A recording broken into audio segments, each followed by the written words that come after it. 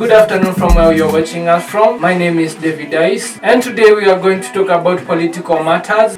Tuko na mgeni wetu ambaye ni political analyst. Tunataka ajiintroduce, ambie jina lake, anafanya nini na yeye ni nani. My name is Paul Ngugi. I am a youth from Murang'a County. Yes. I am basically a very hardworking Kenyan, just like everybody else. Yes. I have to admit that it hasn't been easy because of the terrible regime. But all in all, can only thank God at least tunakula, tunapumua. And niko hai sija kujiwa na DCI hapa. Now, thank you very much for coming. Today we want to talk more about politics. We have seen you in political arena trying to be very serious on the same. Hebu tuambie kulingana na maoni yako, unaona viongozi wanafaa kufanya nini? Hebu tuambie safari yako imekuwa vipi hapo, alafu unataka kufanya marekebisho gani if you granted that chance to lead? I have to say thank you, David, for hosting me here. Yes. First and foremost. I want to thank the people of Murang'a County, the entire mountain region, and the people of Nairobi for embracing me. And I have to say that it hasn't been easy because we know what's going on. That the very people who are supposed to protect you, they are the ones who are even taking your life. True. Now you know now unashindwa sasa tutaenda wapi? Where else can we call home if not this Kenya? If not this Kenya, and especially here at Nairobi. Tuliona ukisema kuwa the issue of police brutality. Ukasema pia you have the passion for youth and you want to venture into leadership. Hebu tuambie unataka kuingia katika uongozi gani na unataka kufanya mabadiliko gani ukiingia kwa huo uongozi? Nataka kusema kwa sasa wacha nisiseme kiti ninachotafuta. Naam. I will let the people who are ground waniambie. Naam. Kiti yenye wanataka ni wa represent. If at all they will feel that I am good enough to represent them. Yes. But ukiangalia bunge yenye tulijichagulia, surely I mean anybody can do a better job. Especially sasa ukiangalia sasa mimi am from the mountain. Yes. Ukiangalia bunge yenye tulichaguliwa huko, kuna kitu wanatusaidia nayo. Now, from where you want to represent youths from, can you tell us umeona viongozi wakifanya makosa gani ambayo wewe unataka kuyarekebisha?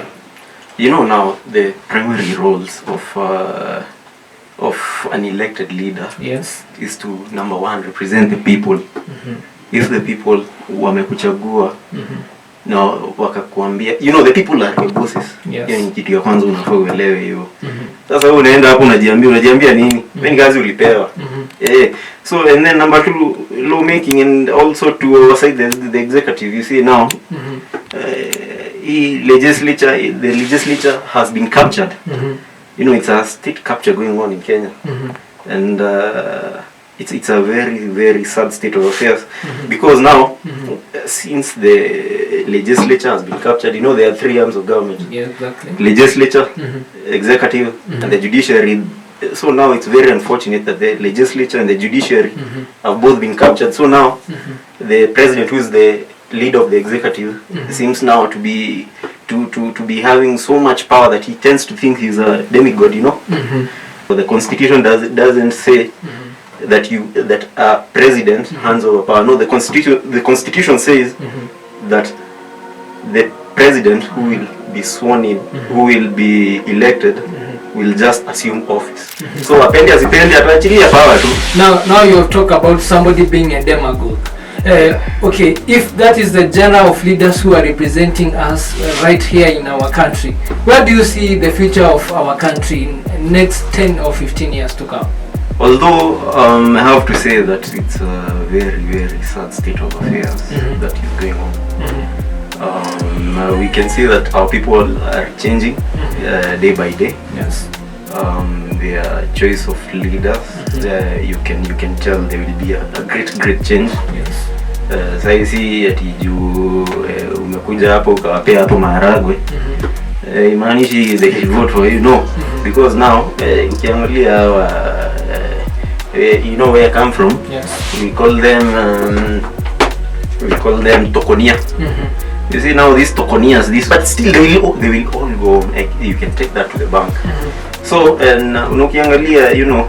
Now we have seen you also fighting the issue of illicit brews. If you are granted the position right now, are you capable of fighting the same? And what will you do to ensure that the illicit brew stuff imeisha kabisa?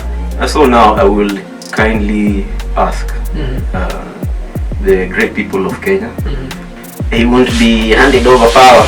I think you will do a great job. You will tackle that issue of illicit brews. And now, just to end this show, do you think like the incoming regime will have the capability kuwa na that the heart of youth wakiwa nayo, vipi wataongoza kina youth na alafu ensure that the country is in order? So you know, as much as we are in a dark state of affairs in the country, you know, hakuna usiku ambayo huwa haishi. So the sun will rise, new government will be formed. As long as the people don't elect the same leaders who are betraying them right now, I think the future is bright. I think mambo itakuja tu kuisha. Yeah, thank you. Thank you very much for coming.